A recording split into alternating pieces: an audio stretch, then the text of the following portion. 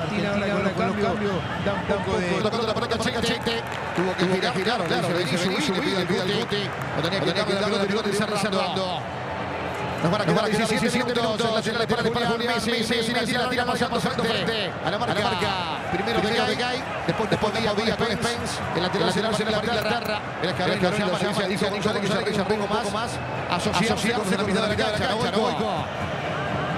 Así es, una señal del técnico argentino. Vamos a ver queda parado. Creo que percibiendo los pasos que puede tirar la tierra, metió Otamendi para... Vamos Julián, pica. Ahí está Julián, frena la pelota Julián, por acá la pierde el